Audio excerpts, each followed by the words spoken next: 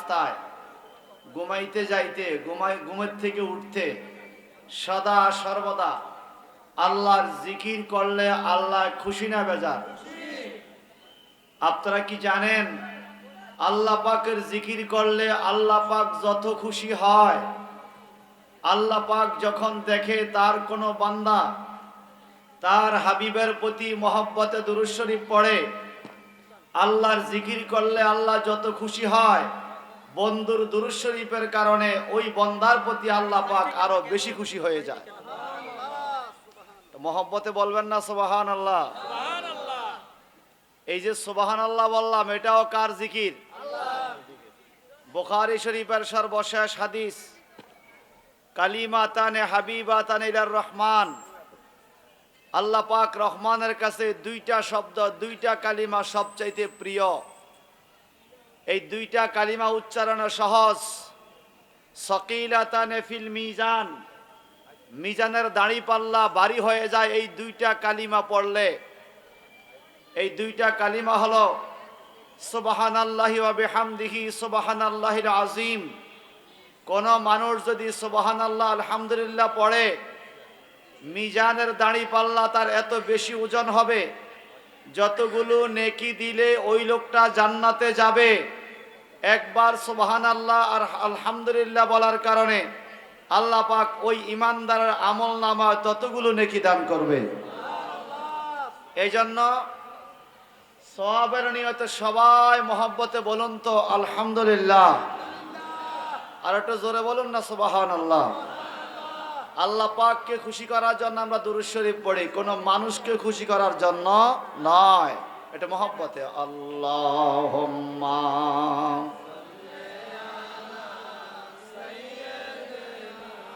মাওলানা মুহাম্মাদ ওয়া আলা আলি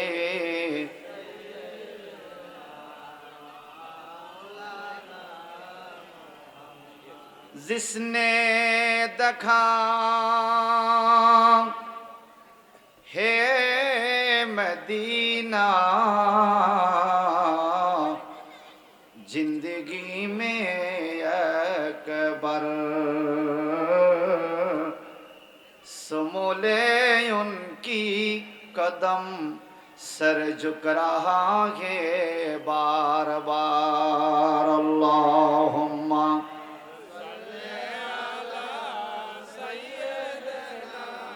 মাওলানা মুহাম্মাদ ওয়া আলা আলি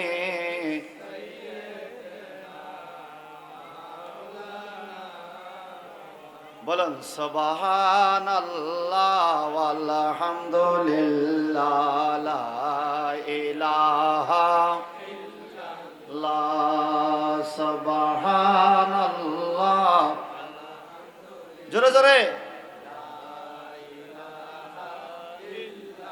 কোন দিন জানি মরে যাই, মরার তারিখ জানা নাই। কোন দিন জানি মরার তারিখ জানা নাই। মরণ কালে যেন নবী পাই, মরণ কালে নবী পায় একটু রহম কর মাবুদ মাওলা। সুবহানাল্লাহ লা ইলাহা ইল্লাল্লাহ সুবহানাল্লাহ।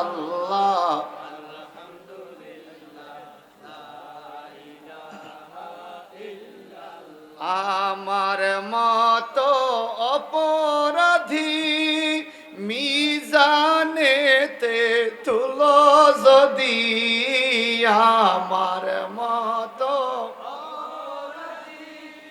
মিজানেতে তুলো যদি, আমার নবী ছাড়া নাই রে গতি, আমার নবী নাই রে গতি। একটু রহম কর মাবুদ মাওলা।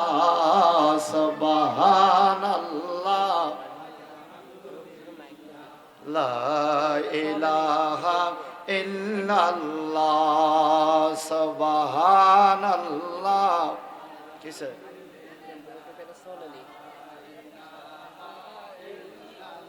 লা ইলাহা ইল্লাল্লাহ মুহাম্মাদুর রাসূলুল্লাহ সকলে বলুন সাল্লাল্লাহু আলাইহি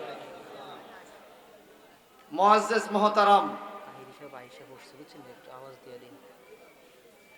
চাঁদপুর জেলাধীন ঐতিহ্যবাহী হাজীগঞ্জ পৌরসভায় হাজীগঞ্জ আমিন মেমোরিয়াল উচ্চ বিদ্যালয় মাঠে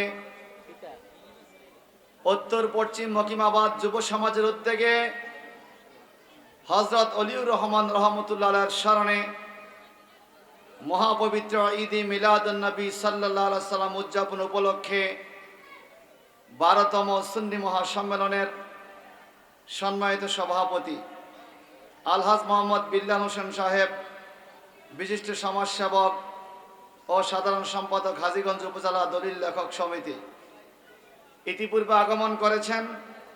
আজকের প্রোগ্রামের প্রধান অতিথি পীরে তরিকত আন্তর্জাতিক খ্যাতিসম্পন্ন সুবক্তা আলহাজ হযরত মাওলানা শায়েখ মোহাম্মদ আবু সুফিয়ান খান আবিদি আল কাদরি মাদ্দাজিল্লুল আলী পীর সাহেব বদরপুর দরবার শরীফ টোরাগড়। এইমাত্র খবর পেয়েছি আমাদের মাহফিলে আগমন করেছেন, মাহফিল কর্তৃপক্ষের ঘরে চলে এসেছেন আজকের মাহফিলের প্রধান বক্তা, সারা বাংলার আলোড়ন সৃষ্টিকারী সুবক্তা, সুমধুর কণ্ঠ অধিকারী হযরতুল আল্লামা পীর মুফতি গিয়াসউদ্দিন তাহিরি মাদ্দাজিল্লুল আলী পীর সাহেব ফয়েজিয়া দরবার শরীফ বিবাড়িয়া। ইতিপূর্বে আলোচনা করেছেন মুড়াগা কেন্দ্রীয় জামা মসজিদের খতিব আলহাজ হযরত মাওলানা হাফেজ মোহাম্মদ তোহা সাহেব, হযরত মাওলানা মোহাম্মদ মাহবুবুর রহমান আল কাদরি এবং মোহাম্মদ শহীদুল ইসলাম, সদস্য সচিব ইসলামিক যুব প্রাণ বাংলাদেশ হাজীগঞ্জ উপজেলা। ওনাদের উপস্থাপনায় মাহফিলে আগত অন্যান্য ওলামায়ে কেরাম, সুশিক্ষিত ভদ্র সমাজ, সুধীজন, মঞ্চ অভিষ্ট আল্লাহ প্রেমী, কোরআন প্রেমী আমার বন্ধুগণ, এই মকিমাবাদ মাইকের আওয়াজ যত দূরে যাচ্ছে, পর্দার অন্তরালে আমার মা ও বোনেরা, স্কুল কলেজ ইউনিভার্সিটির শিক্ষার্থী বন্ধুরা, প্রত্যেকের নিকট আমি গুনাহগার সালাম পেশ করছি। আসসালামু আলাইকুম ওয়া রাহমাতুল্লাহি ওয়া বারাকাতুহু।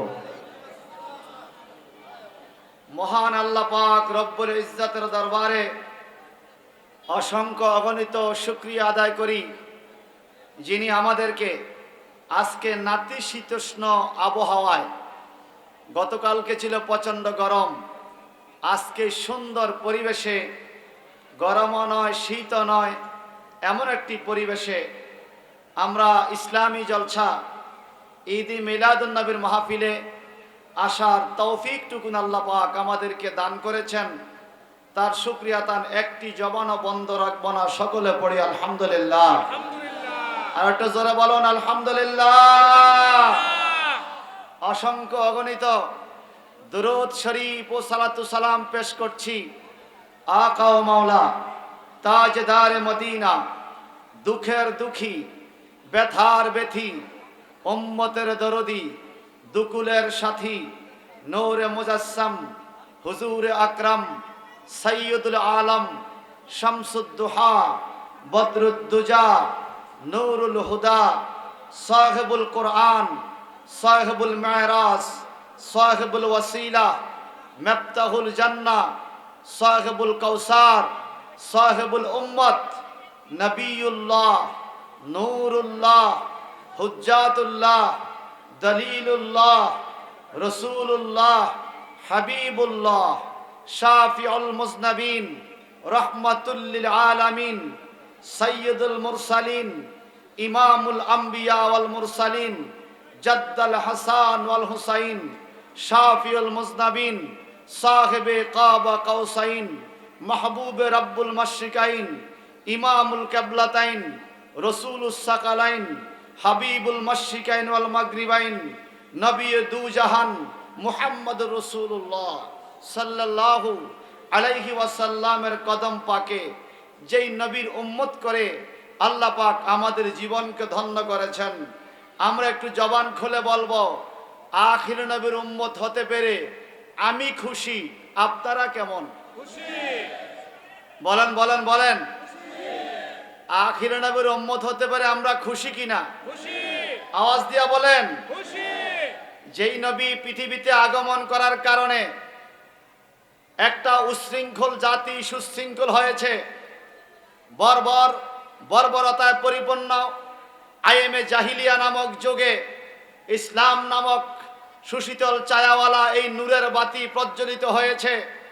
যেই নবী আগমনের কারণে কাবা ঘরের মূর্তিগুলো ভেঙে পড়েছে। যেই নবী আগমনের কারণে সমগ্র পৃথিবীতে শান্তির ছায়া, শান্তির সুমহান বাতাস প্রবাহিত হয়েছে। যেই নবী আগমনের কারণে বাঘ এবং হরিণ একই ঘাটে পানি খেয়েছে। যেই নবী আগমনের কারণে জিনা, ব্যভিচার, অন্যায়, অপরাধ, হানাহানি, মারামারি, কাটাকাটি, চুরি, ডাকাতি, জুয়া, সুদ, ঘুষের মতো অপরাধগুলো পৃথিবী থেকে আরো 1450 বছর আগে বিদায় নিয়েছে। যেই নবী আগমন হওয়ার কারণে সারা পৃথিবীর প্রত্যেকটা ভূমি পবিত্র জায়গাগুলো আল্লাহ পাক উম্মতে মুহাম্মদের জন্য নামাজের জায়গা, মসজিদ করে দিয়েছেন। যেই নবী আগমনের কারণে সমগ্র পৃথিবীর মানুষ ইসলাম নামক শান্তির দাওয়াত পেয়েছেন। সেই নবীর আগমনে শুধু আমরা খুশি নয়, ফেরেশতারা খুশি, ইমানদার খুশি, জান্নাতি হুরুগালমান খুশি, আসমান জমিনের সকল জিন ইনসান খুশি। স্বয়ং আল্লাহ পাক বলে, নবীকে পৃথিবীতে প্রেরণ করে আল্লাহও নাকি খুশি। আরো জোরে বলবেন না সুবহানাল্লাহ? ভাই আমার, আমি সংক্ষেপে কথা বলবো। বিজ্ঞ ওলামায়ে কেরাম আমাদের মধ্যে তাশরীফ এনেছেন। আদম আলাইহিস সালামের কপালে আমাদের নূর নবীর নূর মোবারক ছিল।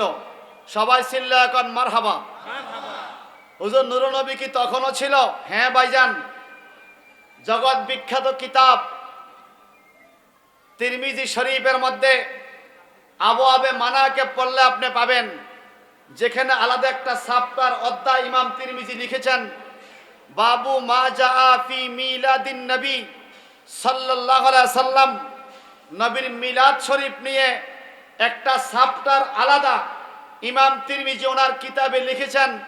সেই ইমাম তিরমিজি রাসূলের পাকের হাদিস শরীফ তিরমিজি শরীফে সহিহ সনদে, বিশুদ্ধ সনদে হাদিসটা লিখেছেন।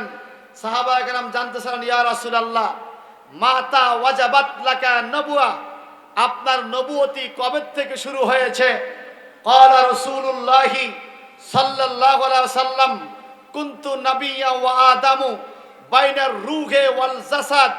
আমার নবীজি বললেন, এরা আমার সাহাবীরা, তোমরা জানতে চেয়েছো আমি কবে থেকে নবী হয়েছি। আদম আলাইহিস সালামের দেহ যখন আলাদা, রুহু যখন আলাদা, দেহ সৃষ্টি করে এখনো রুহু দেওয়া হয় নাই, তখনও আমি মুহাম্মদ নবী হিসাবে ছিলাম। আরো জোরে বলবেন না সুবহানাল্লাহ? সুবহানাল্লাহ। এটা বিশুদ্ধ হাদিস, সহিহ হাদিস। সুবহানাল্লাহ বলেন। আদম আলাইহিস সালাম ওনার কপালে যখন নূরে মুহাম্মদীর মেসেজ পাইলেন, তখন আল্লাহকে বললেন, আল্লাহ আমার কপালে নূরে মুহাম্মদী, যার জন্য আপনি সমস্ত পৃথিবী সৃষ্টি করেছেন, অনুরোধ করি মাওলা, আপনার কাছে আবেদন, এই নূরে মুহাম্মদীর নূর তো আমার কপালে, কপাল তো দেখা যায় না, একটু কপাল থেকে নূর এনে আমার আঙ্গুলের মাথায় দিয়ে দেন, আমি যেন দেখে আমার চোখ শীতল করতে পারি। আপনারা আমার নবীজিকে দেখার ইচ্ছা আছে কিনা? আওয়াজ দেওয়ান আছে কিনা?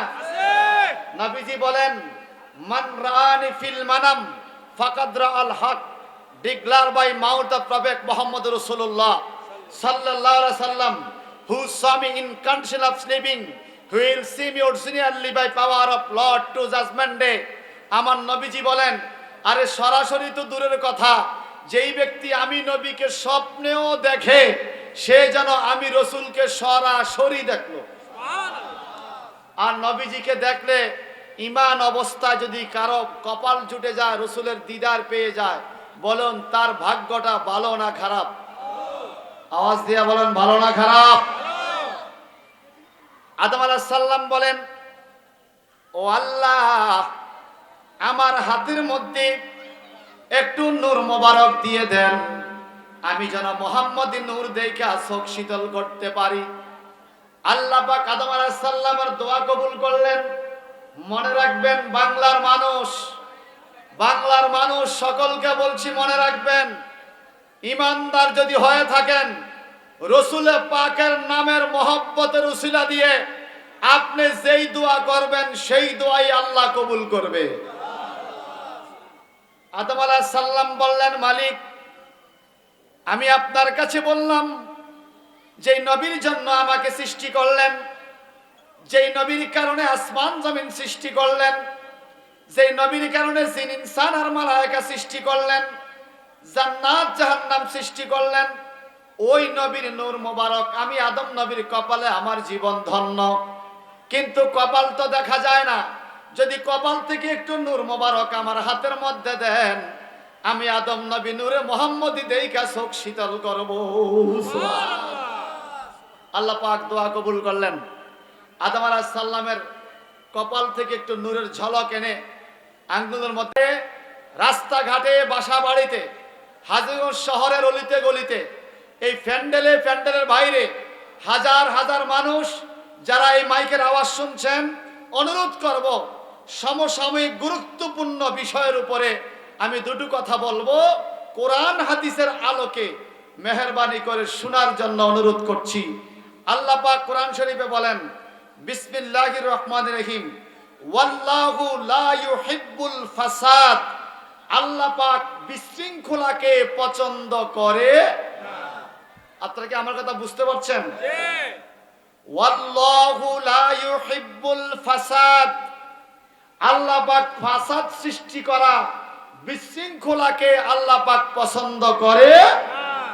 সেই বিশৃঙ্খলা ঘরে হোক, ঘরের বাইরে হোক, সংসারে হোক, সংসারের বাইরে হোক, হাটে হোক, বাজারে হোক, মাদ্রাসায় হোক, মসজিদে হোক, মন্দিরে হোক, গির্জায় হোক, যেই কোনো বিশৃঙ্খলা, ফাসাদ সৃষ্টি করা আল্লাহ পাক এটা পছন্দ করে না। এটা কি আমার কথা না আল্লাহর কথা? আল্লাহর। সবাই বলেন, আমার কথা না আল্লাহর কথা? আল্লাহর। আমরা কি আল্লাহকে মানি? সবাই বলেন, মানি। যদি কেউ বিশৃঙ্খলা করে, ফিতনা সৃষ্টি করে, আমার আল্লাহ কোরআন শরীফে বলেছেন, সূরা বাকারার 191 নম্বর আয়াতের অংশ বিশেষ, আল্লাহ পাক বলেন, ওয়াল ফিতনাতু আসাদ্দু মিনাল কাতলে, একজন মানুষকে কতল করে ফেললে যেরকম পাপ, সমাজের মধ্যে ফিতনা সৃষ্টি করা, বিশৃঙ্খলা সৃষ্টি করা, গোলযোগ সৃষ্টি করা, ঝামেলা লাগাইয়া দেওয়া, বেজাল লাগাইয়া দেওয়া, ঝগড়া সৃষ্টি করে দেওয়া, এটা কতলের চাইতেও আরো বড় পাপ। এই কথা কার? আল্লাহর। এই কথা বলতেছে কে? আল্লাহ। আপনাদেরকে আমি অনুরোধ করছি, এই দুইটা আয়াতের ব্যাখ্যা বিশ্লেষণ আমি ক্ষুদ্র আকারে করতে চাচ্ছি, আপনাদের কষ্ট হবে? আসুন, প্রথমত কোরআন বিল কোরআন, কোরআনুল কারীমের একটা আয়াতের তাফসীর আল্লাহ পাক আরেকটা আয়াতে করে। সত্য করে বলেন, আমরা কি কেউ ফাসাদ সৃষ্টি করি? ফাসাদ হোক পৃথিবীতে, এটা আমরা চাই? বলেন, চাই।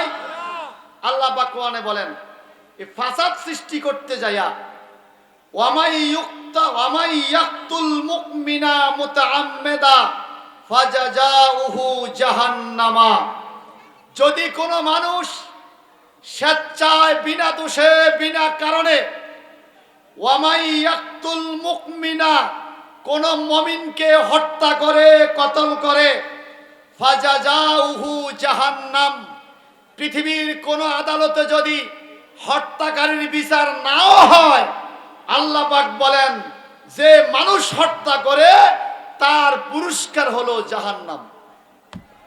তার শাস্তি কোথায়? বলেন, এই বিষয়টা আমাদের দরকার আছে না নাই? আপনাদের মনে হয় কষ্ট হচ্ছে বেশি? এই বিষয়টা আমাদের দরকার আছে না নাই? আল্লাহ পাক বলেন যারা মানুষ হত্যা করে তাদের জায়গা জাহান্নাম।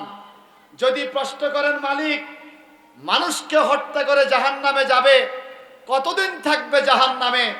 আমার আল্লাহ বলেন খালেদান ফিহা, চিরস্থায়ী জাহান্নামী হয়ে যাবে কোন মানুষ যদি মানুষকে হত্যা করে। ঠিক কিনা বলেন?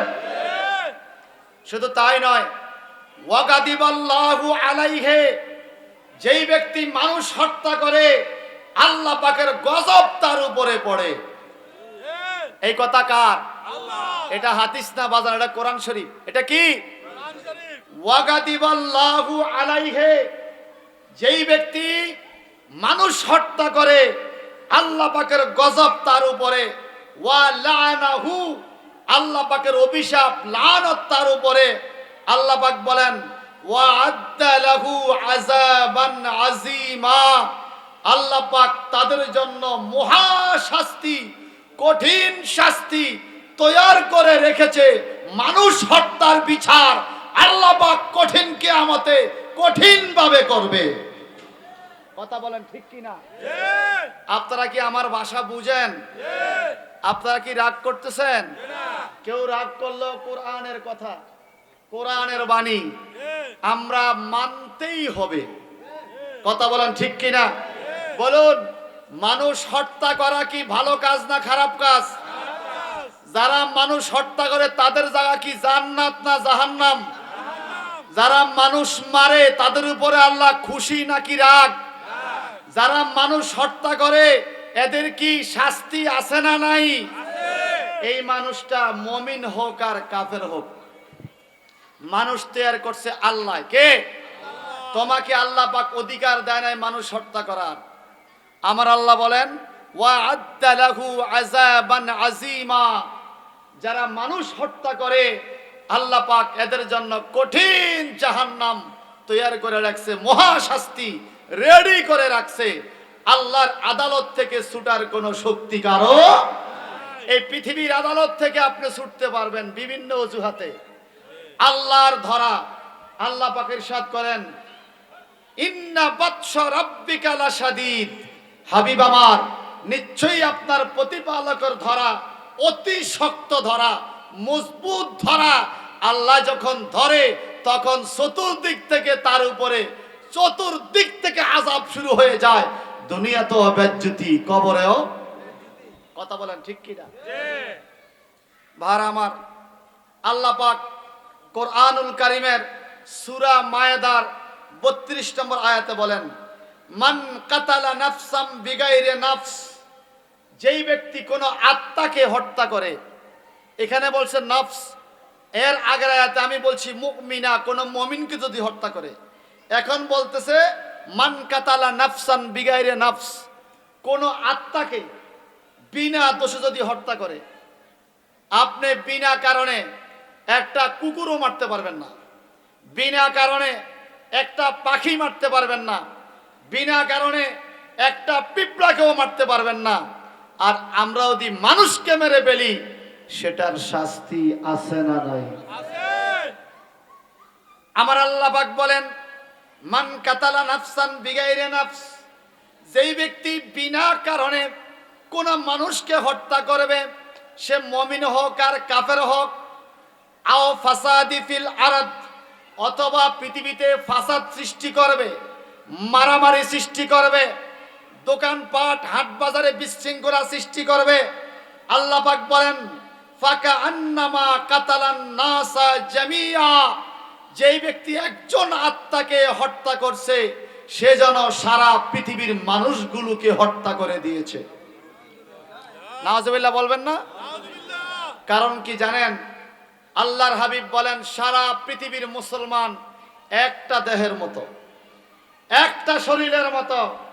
তোমার চোখে ব্যথা হলে যেরকম সারা পৃথিবীর পুরা শরীরটা তোমার ব্যথা হয়ে যায় চোখের ব্যথার কারণে, হাতের আঙ্গুল কাটা গেলে পুরা দেহ তোমার ব্যথা হয়ে যায়। একজন মুসলমানের যদি কষ্ট হয় সারা পৃথিবীর মুসলমান বুঝতে হবে এটা তার দেহ। কথা বলেন ঠিক কিনা? আল্লাহ পাক বলেন ওয়াসসারিকু ওয়াসসারিকাতু ফাকতুহু আইদিয়াহুমা জাযাআ, যারা চুরি করে, যারা চোরকে প্রশ্রয় দেয়, যারা ডাকাতি করে, যারা ডাকাতকে প্রশ্রয় দেয়, জবান খুলে কথা বলতে হবে। বাংলাদেশে চুরি আসেনি? নাই মনে হয় আছে। ওই ওই ওই কথা না কইলে খোদা বোবা করে ফেলাইব, কই দিলাম। বাংলাদেশে চুরি আসেনি? চোর আসেনি? ডাকাত আসেনি? বলেন বলেন। চাঁদাবাজি আসেনি? ধোঁকাবাজি আসেনি? আরে মসজিদের ফাঁকা পর্যন্ত চুরি করে, মসজিদের ওযু করার কল পর্যন্ত 50 টাকা দাম হেডও ভাঙ্গে লয়ে যায়। এরকম চোর আছে কিনা? আমার আল্লাহ বলেন চুরির শাস্তি হলো ফাকতুহু আইদিয়াহুমা, তার হাত কেটে ফেল, এটা চুরির শাস্তি। যদি বাংলাদেশে ইসলামী আন্দোলনের কোন ব্যক্তি যদি বিচারের জায়গায় বসতে পারত, 2-4টা বিচার যদি কোরআনী আইন অনুযায়ী হইতো, এদেশের মানুষ দরজা খুলে ঘুমাইতে পারত, দোকানের শাটার বন্ধ না করে বাড়িতে যাইতে পারত, একটা চুরিও হইতো না। ঠিক কিনা বলে? শুধুমাত্র ইসলামী আইন ব্যবস্থা না থাকার কারণে আপনি তালা দিয়াও আপনার সম্পদ রাখতে পারতেছেন না। কথা বলেন ঠিক কিনা বলেন। আমার আল্লাহ বলেন কোরআনুল কারিমে, যারা এই অন্যায়গুলো করে, জাযাআম বিমা কাসাবা, তারা অন্যায় করার কারণে যেই উপার্জন গুনাহ পাপ করে, এটার শাস্তি আল্লাহর কাছে আছে। আছে কিনা? আছে। যারা বলেন আছে কিনা? আছে। আমার আল্লাহ আমাদেরকে পাপাচার কাজগুলোর মধ্যে ফিতনা সৃষ্টি করা, ফাসাদ সৃষ্টি করা, মানুষ হত্যা করা, গোলযোগ বিশৃঙ্খলা সৃষ্টি করার থেকে আল্লাহ আজকের সুন্নি মহাসমাবেশ থেকে আমি ওলামায়ে কেরামকে সাক্ষী রেখে তোমার কাছে দোয়া করি, মাওলা, যারা বাংলাদেশে পিছনেও ফাসাদ সৃষ্টি করেছে, এখনো ফাসাদ সৃষ্টি করতেছে, ভবিষ্যতে ফাসাদের নিয়ত করেছে, আল্লাহ এদেরকে তুমি হেদায়েত দান করো, এই বাংলাদেশের মানুষের উপরে শান্তি নাজিল করো। আমরা দোয়া ছাড়া আর কি করতে পারবো? আমাদের কাছে কি আছে? দোয়া। বলেন কি আছে? আমরা দোয়া করে দিলাম, আল্লাহ তুমি তার হেদায়েত করো। আমি চাই না আমার বাংলার একজন মানুষ ফাসাদ সৃষ্টি করে জাহান্নামী হোক, এটা আমি চাই না। আসুন কোরআনুল কারীমের আয়াতের পরিপ্রেক্ষিতে এই কোরআন কারীমের আয়াতের তাফসীরগুলো আমার নবীজি কিভাবে করছে, হাদিসের মধ্যে ফাসাদ সৃষ্টিকারীর কারণে আমার নবী কি ঘোষণা দিয়ে গেছে, এটা শোনার ইচ্ছা আছে কিনা? আছে। আসলে আছে। এটা মহব্বতে পড়ে আল্লাহুম্মা সাল্লি আলা সাইয়্যিদিনা মাওলানা মুহাম্মদ ওয়া আলা আলি সাইয়্যিদিনা মাওলানা মুহাম্মদ। এটা মহব্বতে আল্লাহুম্মা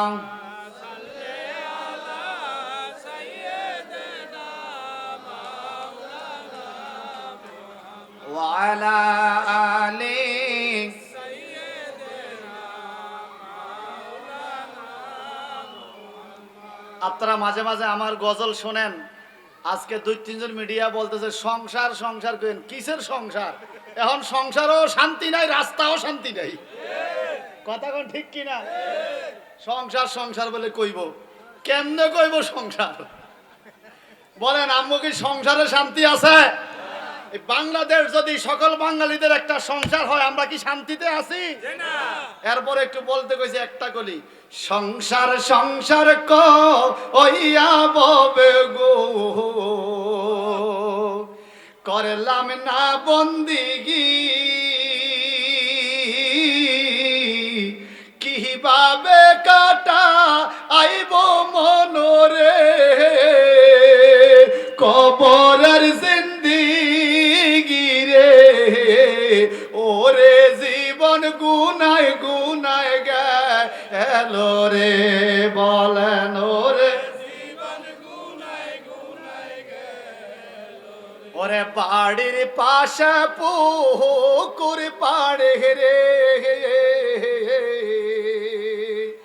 বানবো বাসার ঘর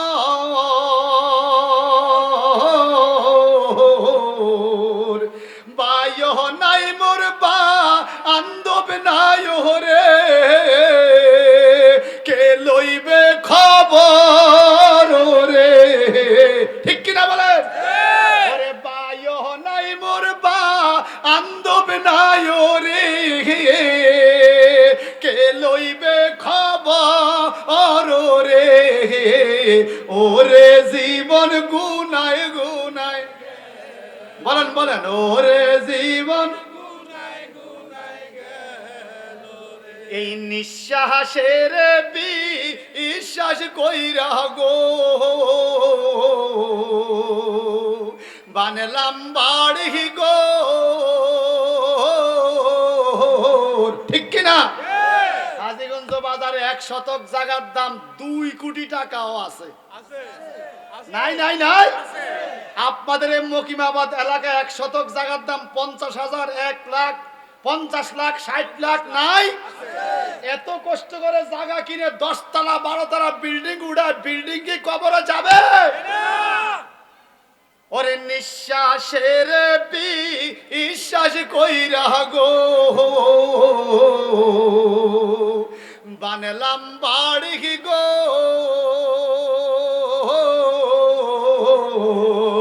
কোন দিন জানিয়া আজরাইল আইয়া রে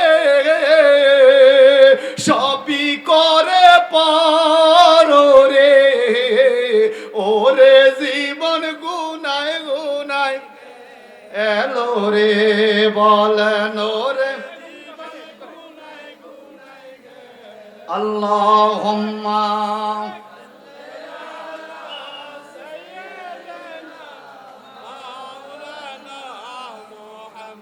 জোরে জোরে ওয়ালা আলি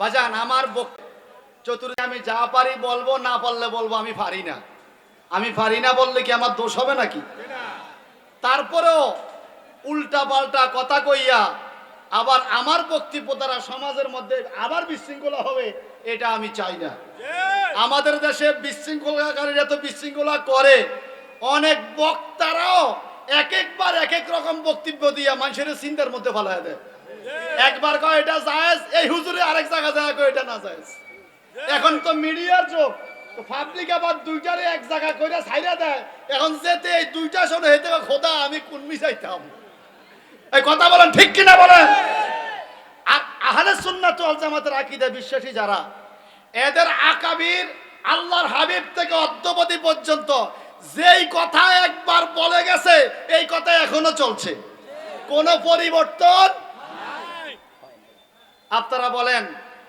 আমি যে কোরআনের আয়াতে কারিমা তেলাওয়াত করলাম ওয়াল্লাহু লা ইউহিব্বুল ফাসাদ আল্লাহ পাক বিশৃঙ্খলা ফাসাদ সৃষ্টি করে না এই বিষয়ে নবীজির দিয়ে একটা হাদিস শোনার ইচ্ছা কি আপনাদের হয় না কারণ এই পৃথিবীতে যখন উচ্ছৃঙ্খল সমাজ বিরাজ করছিল জীবন্ত মেয়েকে মাটিতে পুঁতে ফেলতো মেয়ে হইলে অভিশাপ মনে করত কন্যা সন্তানকে জীবন্ত মাটিতে পুঁতে ফেলতো নারীদেরকে ভোগের সামগ্রী হিসাবে শুধুমাত্র ব্যবহার করত যখন বাবাকে বাবার জায়গায় মর্যাদা দিত না মাকে মায়ের জায়গায় মর্যাদা দিত না ইমামকে ইমামের জায়গায় মর্যাদা দেওয়া হতো না সমগ্র পৃথিবীটা যখন জুয়া খেলা মদ খাওয়ার নেশা দ্রব্যে যখন সমস্ত পৃথিবী কুলুষিত হয়ে গিয়েছে এই অসভ্য জাতিকে সভ্য করার জন্য আল্লাহ পাক শান্তির নবী মুহাম্মদুর রাসূলুল্লাহকে 570 খ্রিস্টাব্দে রবিউল আউয়াল 12 তারিখে মদিনায় প্রেরণ করেছেন শান্তির বাণী নিয়ে ঠিক কিনা বলে কিন্তু দুঃখ লাগে সেই শান্তির নবী যেই মাসে আগমন করেছেন এই মাসেও রাস্তায় বিশৃঙ্খলা মসজিদ শান্তির জায়গা ওখানেও দেখি ঝামেলা কথা কোন ঠিক কিনা কেন জানেন আল্লাহ পাক বলেছেন লাকাদ কানা লাকুম ফি রাসূলিল্লাহি উসওয়াতুন হাসানা এই সমাজ জাতি তুমি যদি সমাজের নেতা হতে যাও রাসূল পাকের আদর্শ তুমি ফলো করো তুমি যোগ্য নেতা হবে একজন ব্যবসায়ী যদি ভালো ব্যবসায়িক হতে চায়, রাসূল পাকের ব্যবসায়িক জীবন ফলো করো, তুমি ভালো ব্যবসায়ী হবে। একজন রাষ্ট্রনায়ক যদি ভালো রাষ্ট্রপ্রধান হতে চায়, রাসূল পাকের আদর্শকে ফলো করো, তুমি একজন যোগ্য রাষ্ট্রনায়ক হবে। একজন ইমাম যদি রাসূল পাকের আদর্শকে ফলো করে একজন যোগ্য ইমাম হবে।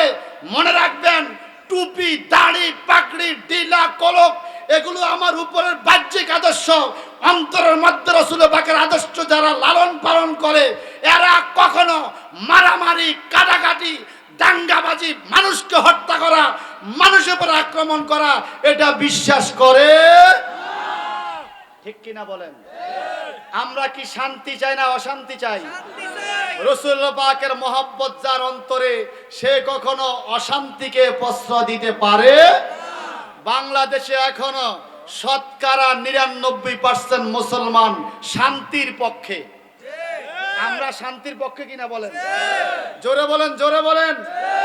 শতকরা ৯৯% মানুষ শান্তির পক্ষে। ১০০ জনের মধ্যে একজনে হয়তো বিশৃঙ্খলা করে। আমরা তাকে আক্রমণ দিয়ে নয়, মেরে নয়, আঘাত করে নয়, রাসূল পাকের আদর্শ দিয়ে আমরা যদি তাকে মানুষ করতে পারি, ৯৯ জন মানুষ সফল হবে একজন মানুষকে হেদায়েতে আনতে পারলে। একটা আদর্শের কথা আমি বলবো। আল্লাহর হাবিব মুহাম্মদুর রাসূলুল্লাহ সাল্লাল্লাহু আলাইহি ওয়াসাল্লামের দরবারে একজন কাফের আইসা বলে, মুহাম্মদ আমি তোমার মেহমান হইলাম। আমার নবী অতিথি পরায়ণ ছিলেন, কাফেরদেরকেও মেহমানদারি করতেন। সুবহানাল্লাহ বলেন না? আমি তোমার মেহমান হলাম।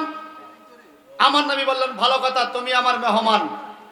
রাসূল পাক তাকে ঘরের মধ্যে জায়গা দিলেন, বিছানপত্র রেডি করে তারে খানা দানা খাওয়াইয়া এক বদনা পানি তার জন্য দিয়ে আমার নবী আরেক ঘরে ঘুমাইতে গেলেন।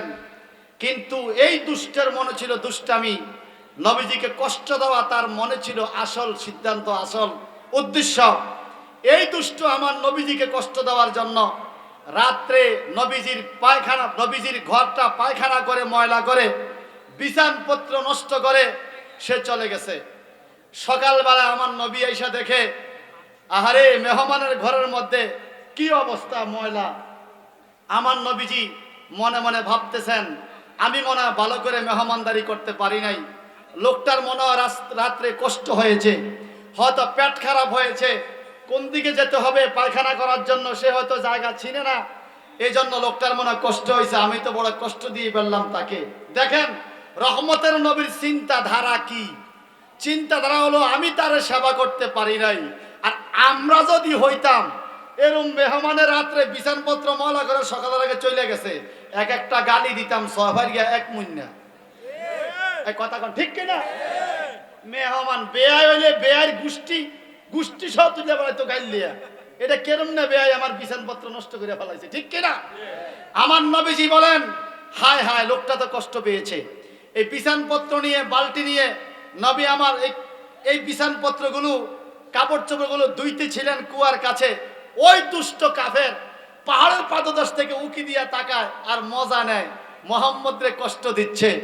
আমার নবীর চোখে চোখে তার নজর পড়লো, লোকটা দৌড় দেয় ডরে। নবীজি বলে, ভাই তুমি দৌড় দিয়া যাইও না, আমি তোমারে কষ্ট দিয়ে বলছি ভাই, তুমি মনে হয় রাত্রে পেট খারাপ হয়েছে ভাই, তুমি আমারে ক্ষমা করে দিও। এই কাফের লোকটা দাঁড়িয়ে গেছে, হায় হায় এটা কেমন আদর্শ! আমি ওনার ক্ষতি করলাম, ঘর ময়লা করে দিলাম, উনি আমাকে ভাই বলে, আমাকে নাকি আরো উল্টা উনি কষ্ট দিয়েছে। দৌড়াই আয়সা আমার নবীজিকে বলে, মুহাম্মদ উদ্দেশ্য ছিল তোমাকে কষ্ট দেওয়া, তোমার ধর্মকে ধ্বংস করা। আজকে তুমি আদর্শ দেখাইয়া, প্রেম ভালোবাসা দেখাইয়া আমার মন জয় করেছ, তাড়াতাড়ি আমারে কলমা পড়াইয়া মুসলমান বানাও। এই হলো লাকাত কানা লাকুম ফি রাসূলিল্লাহি উসওয়াতুন হাসানা। এই ভারত উপমহাদেশে গরিবে নওয়াজ খাজা মাইনুদ্দিন চিশতি আজমিরি তলোয়ার দিয়ে নয়, যুদ্ধ করে নয়, এক হাতে কোরআন আর এক হাতে তাসবিহ, জবানে রিসালাতের ধ্বনি দিয়ে ৯০ লক্ষ বিধর্মীকে মুসলমান বানিয়েছে, বিনা ফাসাদে, বিনা রক্তপাতে, ঠিক কিনা বলেন? এই জন্য ইসলাম কখনো ফাসাদ সৃষ্টি করা, মারামারি করা, মানুষ হত্যা করা এটা পছন্দ করে না। এখন বলেন, আমরা কি নবীর আদর্শের মধ্যে আছি? আমরা তো সবাই ব্যস্ত পাওয়ার জন্য খুব বসে আছি। সবাই যার যার জায়গা থেকে বলতেছি আমি বেহেশতি, আমি বেহেশতি, আমি হকে আছি, আমি হকে আছি। আরে ভাই, ব্যস্ত যার হাতে ওনাকে আপনি কিভাবে মানছেন সেটা আগে ভাবেন। ব্যস্ত হলো আমার নবীজির হাতে। খোদার কসম, কোরআনটা ধরে বলছি, যদি কারো প্রমাণ লাগে প্রমাণ এখনো ভিডিও কল দিয়ে দেখতে পাবেন।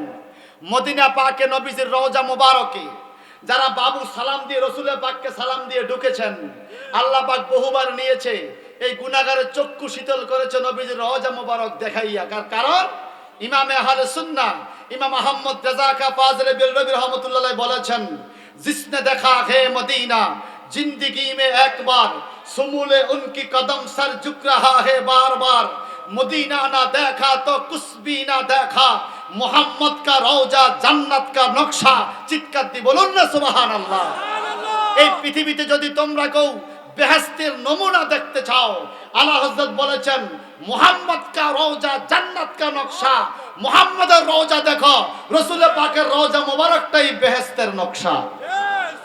সেই জান্নাতি নকশায় যখন যাবেন, বাবু সালাম দিয়ে রাসূল পাককে সালাম দিকে ঢুকবেন, বাম দিকে কতগুলো নেয়ামতি জিনিস, বাম দিকে মসজিদে নববী, বাম দিকে রিয়াজুল জান্নাহ, বাম দিকে মিম্বরে মুস্তাফা, বাম দিকে উস্তুনায়ে হান্নানা, বাম দিকে রাসূল পাকের রওজা মোবারক, বাম দিকে আবু বকর ওমর রাদিয়াল্লাহু তাআলার রওজা পাক, আর ডান দিকে দেওয়ালে নজর দেখবেন বাবু সালাম থেকে আমার নবীজির নাম মোবারক গুলো লেখা।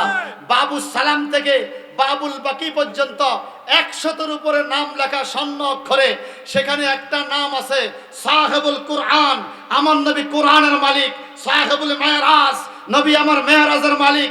সাহেবুল কাউসার, নবী আমার কাউসারের মালিক। সাহেবুল উম্মত, নবী আমার উম্মতের মালিক। সাহেবুল জান্নাহ, নবী আমার বেহেশতের মালিক। আমরা যারা মক্কা মদিনা থেকে আইসা উল্টাপাল্টা কথা বলি, পড়তে পারি না, তো এই জন্য সমস্যা। মক্কা শরীফে আপনি আরবি পড়তে পারতে হবে, এটা তো আরবি ভাষায়। আমার এক চাচা গেছিল আমার সাথে, বলে বাবারে কিছুই তো বুঝি না সৌদি আরব, দুইটা শুধু বাংলা। কি বলে? একটা আজানটা দেয় বাংলাতে, আর যত মানুষ বিভিন্ন দেশ থেকে ফোন ধরে কয় হেলো, ফোন ধরে কে হেলো। আমি বললাম চাচা, আজানও বাংলা না, হেলো বাংলা না, হেলো হলো ইংরেজি, আজান হলো আরবি। কথা বলেন ঠিক কিনা? ওখানে শুধুমাত্র সৌদি আরব যাইয়া মাপি মুশকিল আল্লাহ হাজ্জি তাল বাহানা এরকম 2-4টা আরবি কথা শিখলে মনে করছেন বড় শায়েখ হয়ে গেছে। খবরদার, সৌদি আরবে রাসূল পাকের রওজা মোবারকে এখনো রাসূল পাকের সেই মসজিদ নববীতে সাহাবায়ে কেরামের নাম লেখা আছে, হাসান হুসাইনের নাম লেখা আছে, রাসূল পাকের নাম 100-এর উপরে নবীজির নাম মোবারক মসজিদ নববীতে লেখা এখনো আছে। ভাই আমার, তো সেখানে একটা নাম আছে আমার নবীর নাম সাহেবুল জান্নাহ, নবী আমার জান্নাতের মালিক। আমি কি শিরক করে ফেললাম?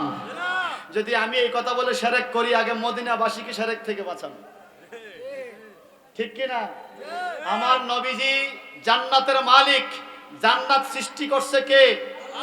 বলেন না কে? কে সৃষ্টি করে মালিক করে দিছে? আমার নবীকে।